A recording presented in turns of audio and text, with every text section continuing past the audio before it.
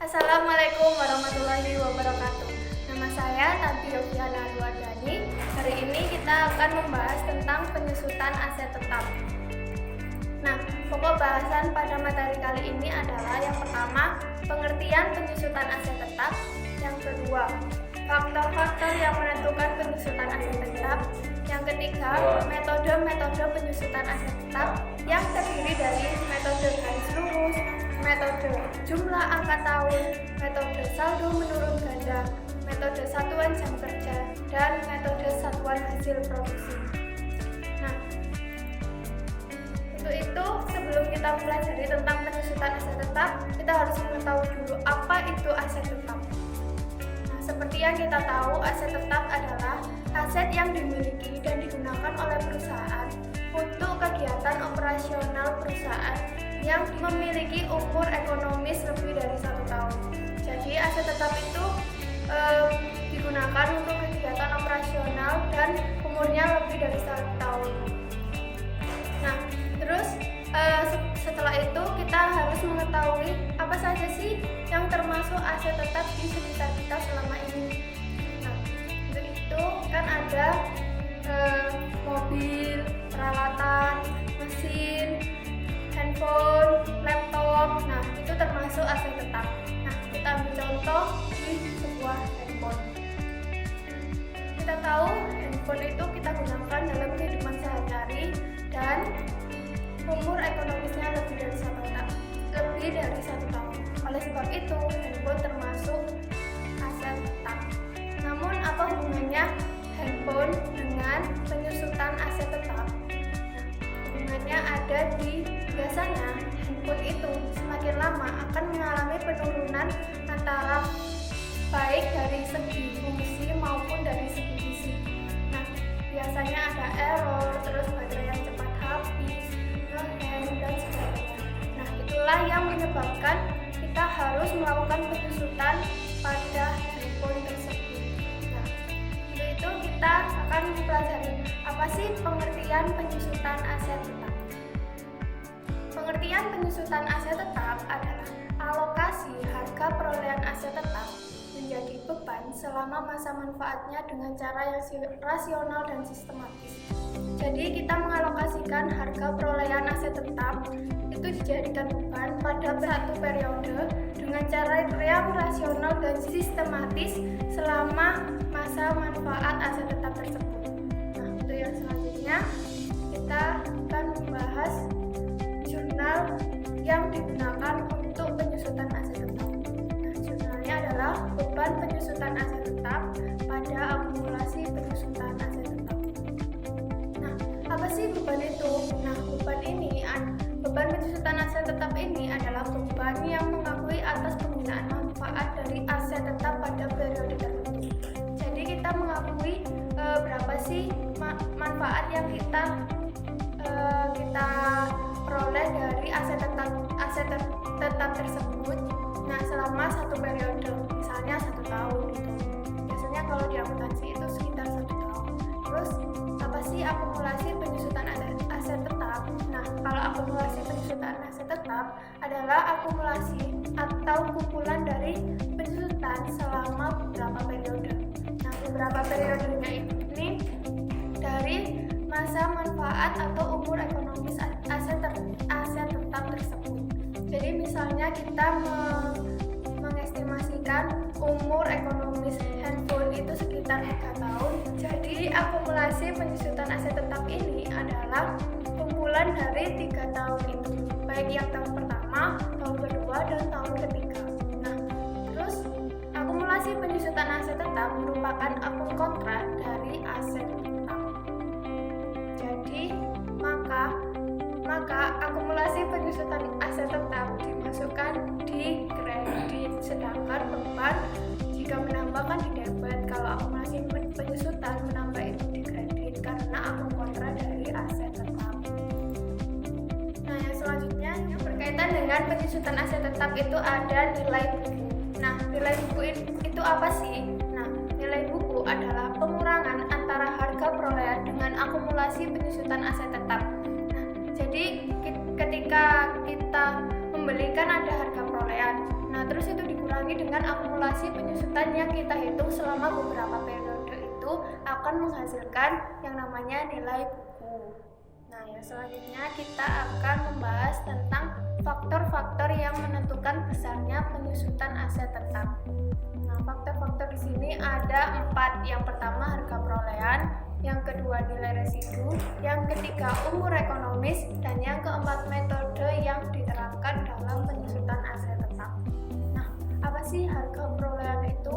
Kalau harga perolehan adalah semua biaya yang dikeluarkan untuk memperoleh aset tetap hingga aset tetap siap digunakan. Nah, biaya ini biasanya berupa biaya harga beli, terus biaya pengangkutan, biaya perakitan, biaya pengemasan, biaya bongkar mesin, kayak gitu. Jadi harga perolehan ini merupakan semua biaya yang dikeluarkan untuk memperoleh aset tetap tersebut sampai dengan aset tetap tersebut siap digunakan atau siap dioperasikan. Nah, yang kedua ada nilai residu. Nah, nilai residu ini adalah kita menaksir nilai aset tetap setelah habis masa manfaatnya atau pada saat aset tetap tidak dipakai lagi. Jadi kita kan menaksir nilai aset tetap tersebut. Jadi misalnya kita memiliki handphone, kita estimasikan ada 3 tahun. Nah, 3 tahun ini kira-kira di akhir periode nanti nilainya berapa ya? Nah, itulah yang disebut dengan nilai residu. Jadi taksiran nilai aset tetap setelah habis masa manfaatnya atau pada saat aset tetap tidak dipakai lagi. Nah, yang ketiga ada umur ekonomis. Umur ekonomis ini adalah taksiran penggunaan aset tetap sejak mulai dioperasikan sampai dengan saat aset tersebut secara ekonomis sudah tidak menguntungkan lagi. Jadi kita menaksirkan dari mulai kita mengoperasikan aset tetap tersebut sampai dengan si aset tetap tersebut tidak bisa digunakan lagi itu berapa tahun. Nah, yang selanjutnya ada metode yang diterapkan.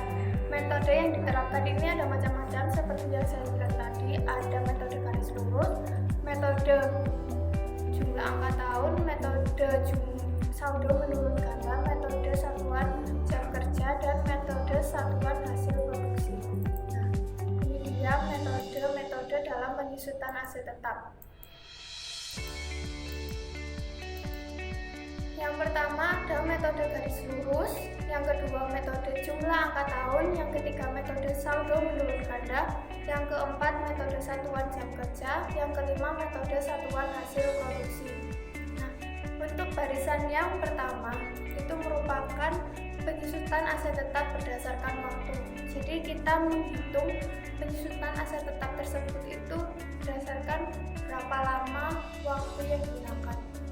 Tapi kalau yang baris yang di bawah itu merupakan penyusutan aset tetap berdasarkan penggunaan, seperti jam kerjanya, terus hasil produksinya.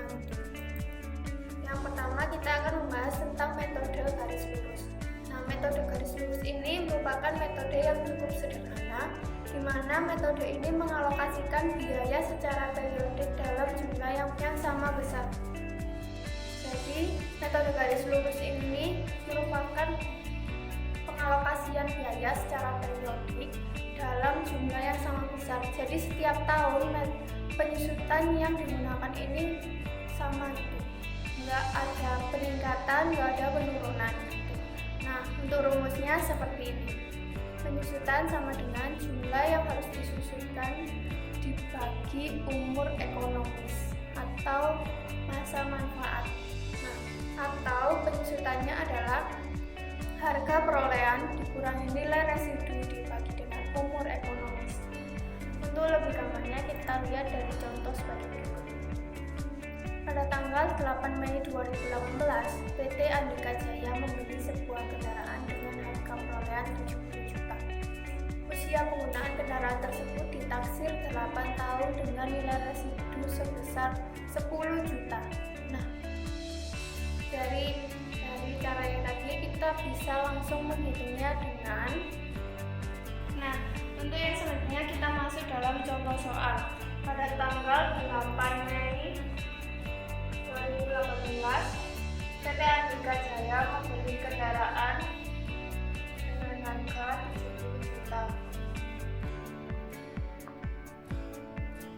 Usia penggunaan ditaksir selama 5 tahun dengan nilai residu sebesar 10 juta. Nah, kita ketahui bahwa penyusutan menggunakan metode garis lurus adalah dengan harga perolehan sebesar 70 juta dikurangi dengan nilai residu sebesar 10 juta dibagi dengan umur ekonomisnya 5 tahun, sehingga akan ketemu 12 juta. Jadi setiap tahunnya kita menyusutkan sebesar 12 juta. Namun di tahun pertama tidak 12 juta karena kita memilihnya pada 8 bulan 5 2018. Sedangkan kita penyusutannya tanggal 31 bulan 12 2018. Berapa bulan? Ada 8 bulan. Jadi 8 bulan bagi 12 dikali 12 juta. Sehingga pada tahun pertama penyusutannya sebesar 8 juta. Nah, untuk pencatatan jurnalnya adalah beban penyusutan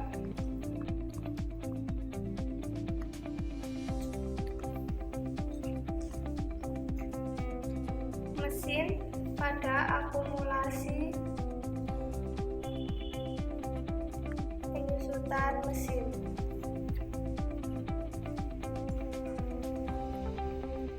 Sebesar 8 juta.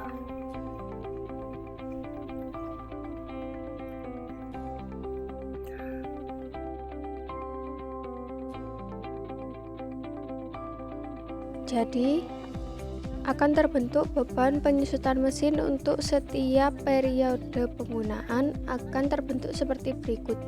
Nah, untuk tahun 2019 dioperasikan selama 8 bulan, dihitung dari mana? Dari bulan Mei sampai dengan bulan Desember.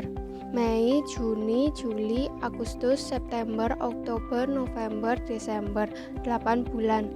Nah, akan ketemu 8 juta. Sedangkan untuk tahun-tahun selanjutnya itu selama 1 tahun. Untuk 2020, 2021, 2022, dan 2023. Selama 1 tahun penuh yaitu 12 juta. Nah, yang tahun terakhir itu ada 2024. Dioperasikan selama 4 bulan dari Januari, Februari, Maret, dan April. Itu selama 4 bulan kita hitung dan akan ketemulah akumulasi penyusutan mesin setelah habis masa penggunaannya adalah 60 juta sesuai dengan harga perolehan dikurangi dengan nilai residu dari aset tetap tersebut. Untuk yang selanjutnya kita akan membahas tentang metode jumlah angka tahun. Nah, metode jumlah angka tahun ini adalah metode penyusutan aset tetap di mana beban penyusutan setiap tahun mengalami penurunan.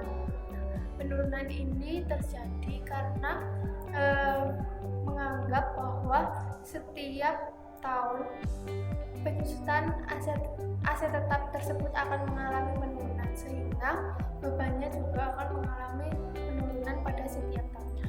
Nah, untuk rumusnya kita lihat pada berikut ini. Penyusutan sama dengan sisa usia aset tetap pada tahun berjalan dibagi dengan jumlah angka tahun aset tetap dikali jumlah yang harus disusutkan. Nah, kalau jumlah angka tahun ini kita peroleh dengan pecahan. Jadi kita menghitung pecahannya. Untuk yang pembilang kita menggunakan sisa usia aset tetap pada tahun berjalan. Nah, sisa usia aset tetap ini maksudnya misal kita memiliki mesin selama 8 tahun. Jadi kita menghitungnya itu sisa usianya berapa di tahun pertama itu kan 8, di tahun kedua itu berapa tahun, 7, di tahun ketiga itu berapa, 6. Nah, itu begitu seterusnya. Sedangkan jumlah angka tahun aset tetap ini adalah jumlah dari tahun-tahunnya. Jadi kan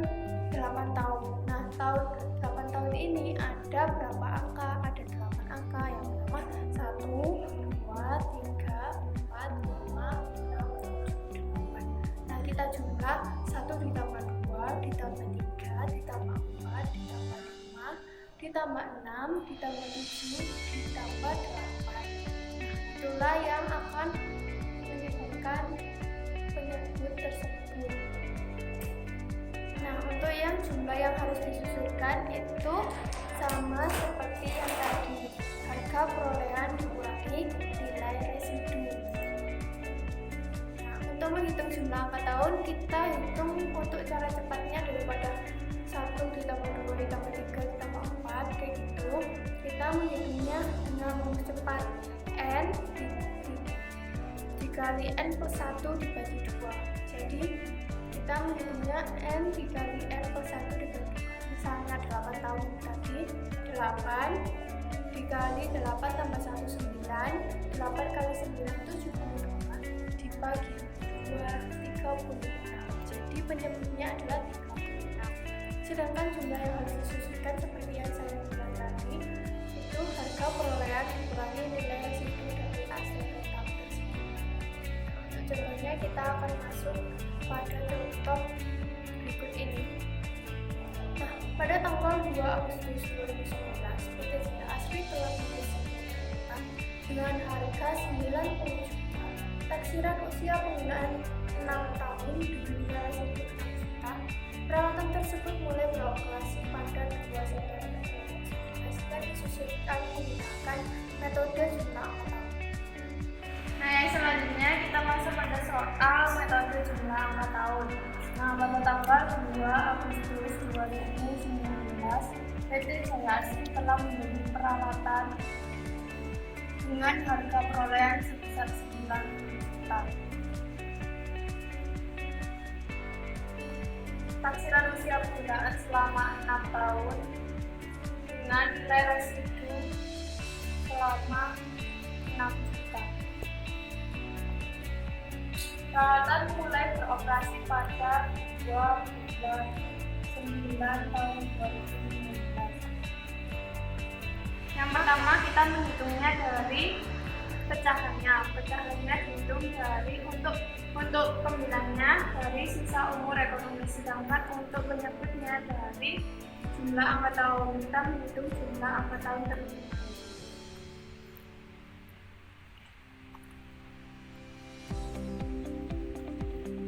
Itu n plus 1 dibagi 2. N-nya kan 6 ditambah 1 dibagi 2 sama dengan 6 dikali 7 dibagi 2 sama dengan 21. Jadi jumlah angka tahunnya sebanyak 21. Sedangkan untuk tahun pertama sisa penggunaannya kan ada 6 tahun. Jadi 6 tahun dikali 90 juta dikurangi dengan 6 juta. Menghasilkan 24 juta.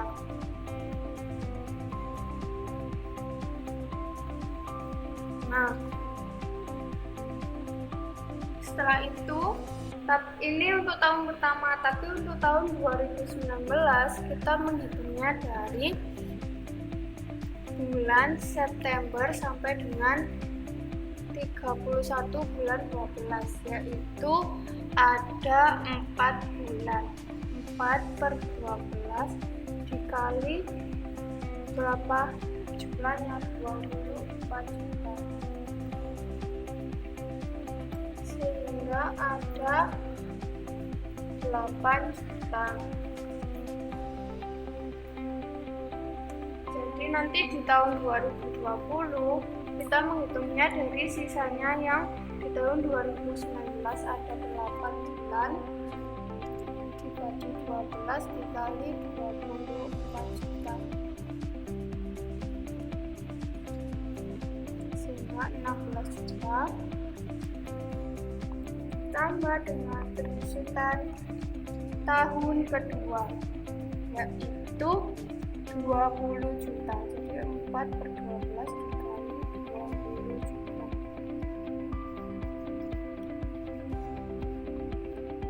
Sehingga ketemulah 9 juta. Maka di tahun 2020 ada 23 juta.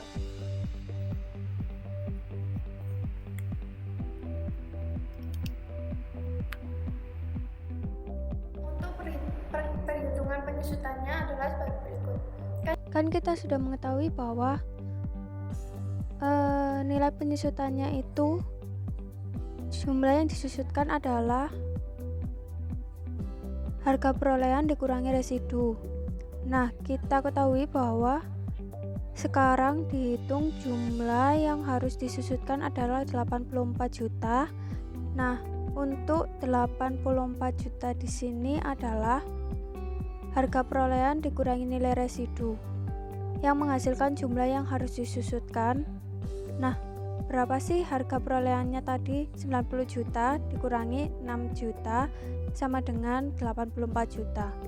Nah, untuk pecahan yang pertama itu 6/21, untuk tahun kedua 5/21, dan seterusnya akan menghasilkan perhitungan penyusutan yang setiap tahunnya mengalami penurunan.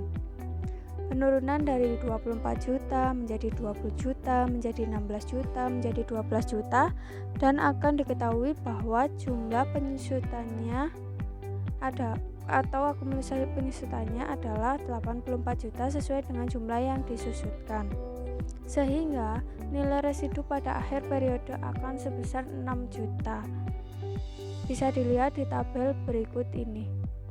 Nah, di tabel penyusutan berikut ini kita ketahui bahwa beban penyusutan yang ditanggung pada tahun 2019 adalah 6 juta. Nah, yang selanjutnya yang ketiga adalah metode saldo menurun ganda. Nah, metode saldo menurun ganda ini hampir sama dengan jumlah angka tahun, di mana besar penyusutannya setiap tahunnya itu mengalami penurunan. Namun, metode saldo menurun ganda ini dihitung melalui persentase, sedangkan jumlah angka tahun tadi dihitung melalui pecahan.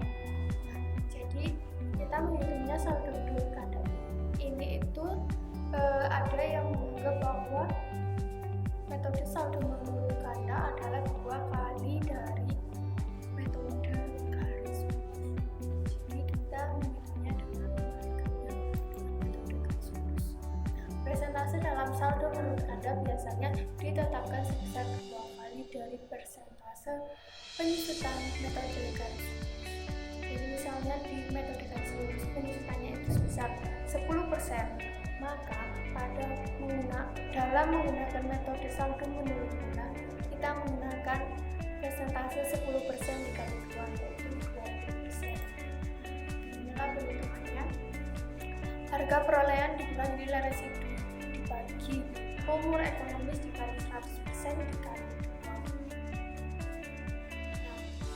2. Atau nanti kita sudah ketahui atau kita menghitungnya dengan persentase aset tetap dengan metode garis lurus dikali 2 dikali dengan harga buku.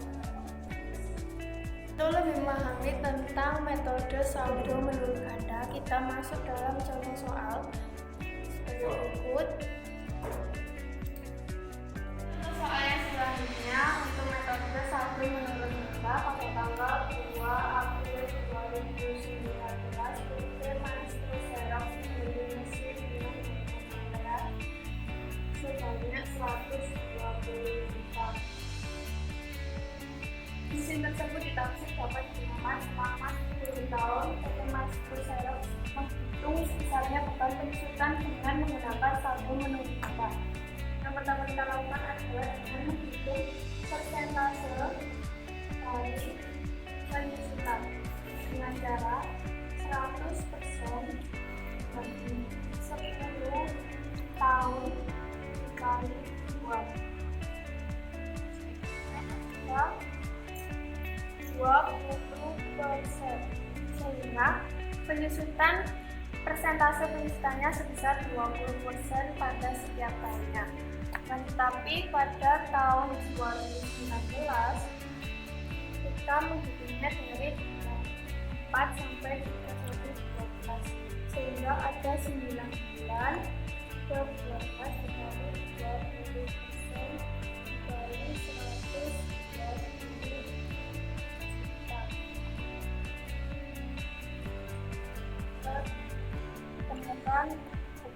penyusutannya sebesar 18 juta pada tahun 2019.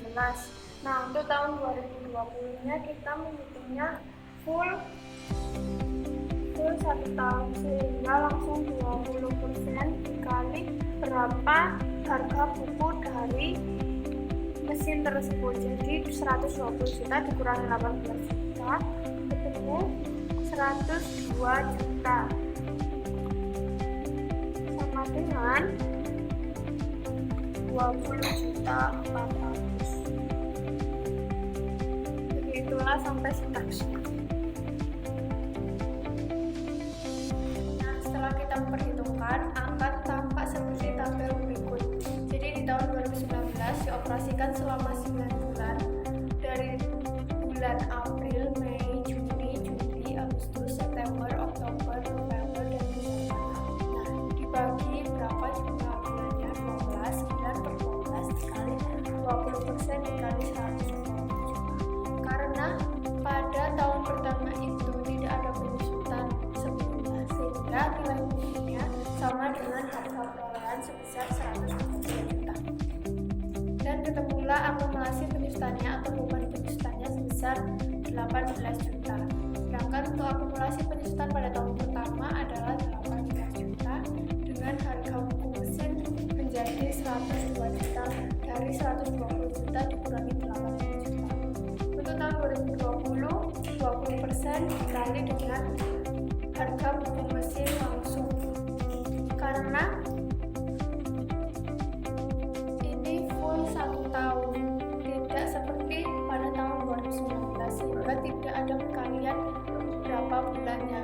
Jadi langsung 20% dikali harga buku mesin tahun sebelumnya, sehingga terbentuklah penyusutannya sebesar 20.400.000 dengan akumulasi penyusutan 18 juta ditambah 20.400.000 menjadi 38.400.000. Nah, untuk yang selanjutnya sampai tahun 2028 itu sama, tetapi di tahun 2029 ada perbedaan pada penggunaan mesinnya.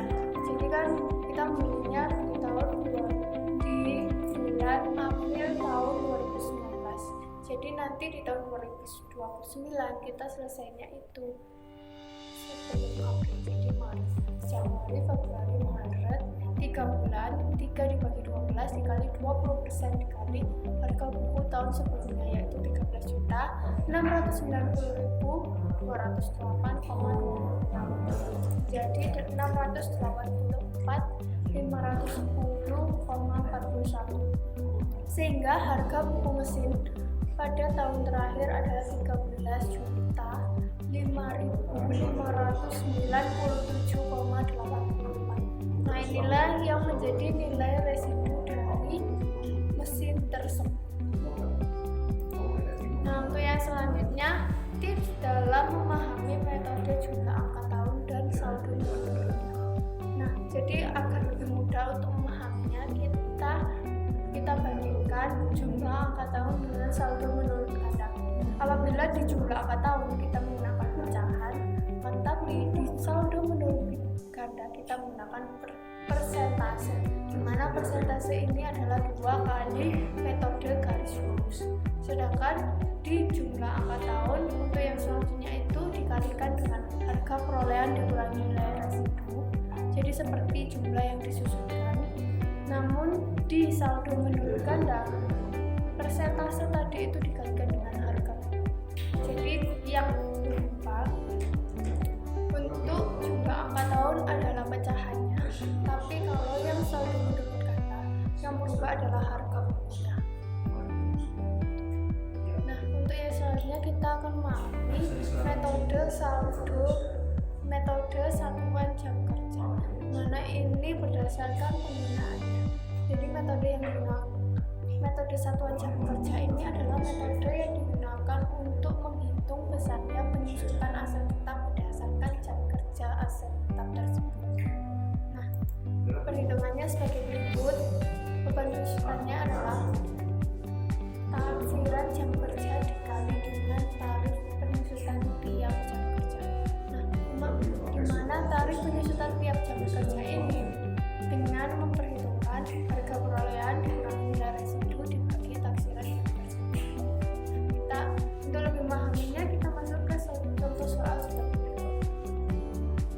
Nah, yang selanjutnya ada contoh soal dalam perhitungan metode satuan jam kerja. Pada tanggal 5 Agustus 2019, PT Asrijaya membeli sebuah mesin dengan harga perolehan sebesar 240 juta. Mesin ini ditaksir dapat digunakan selama 90 jam.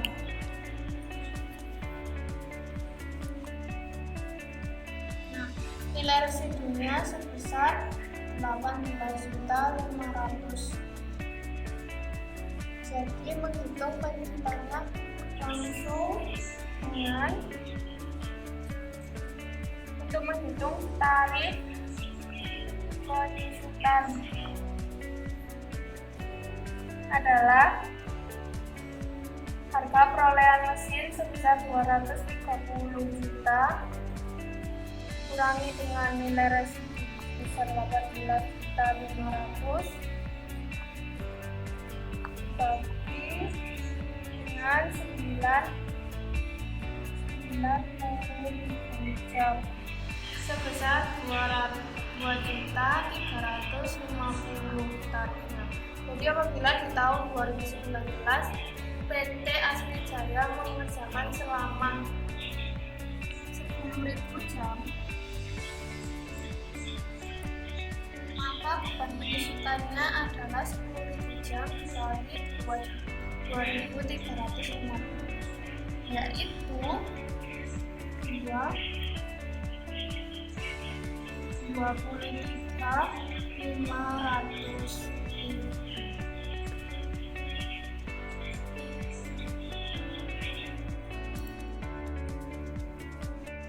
Setelah kita mempelajari tentang metode satuan jam kerja, kita mempelajari tentang metode satuan hasil produksi, di mana metode ini digunakan untuk menghitung besarnya penyusutan aset tetap berdasarkan hasil produksi aset tetap tersebut. Hitungannya sama, namun yang membedakan bahwa taksiran hasil produksi dibalik dengan tarif penyusutan tiap hasil produksi. Sedangkan tadi yang di satuan jam kerja adalah taksiran jam kerja dikali tarif penyusutan tiap jam kerja. Sedangkan untuk tarif penyusutan tiap hasil produksi adalah harga perolehan dikurangi nilai residu dibagi taksiran hasil produksi. Nah, untuk lebih memahaminya lagi kita mencoba untuk menjawab soal ini. Untuk soal selanjutnya, metode satuan hasil produksi pada tanggal 6 Mei 2019, PT Kirana Putri membeli sebuah mesin dengan harga perolehan 120 juta. Perkiraan mesin dapat digunakan untuk memproduksi barang sebanyak 500 unit dengan nilai residu sebanyak 120 juta. Maka tarif penyusutannya adalah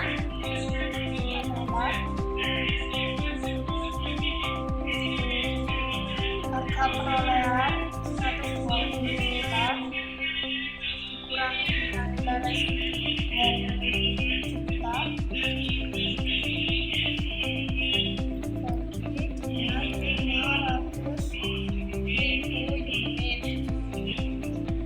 mendapatkan sebanyak 200 juta.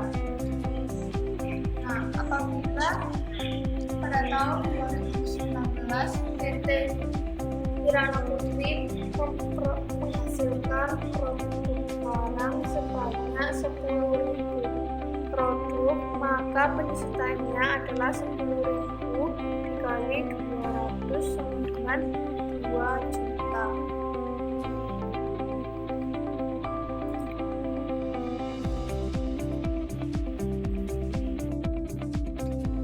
Nah, terima kasih untuk materi kita hari ini. Mohon maaf apabila ada kesalahan.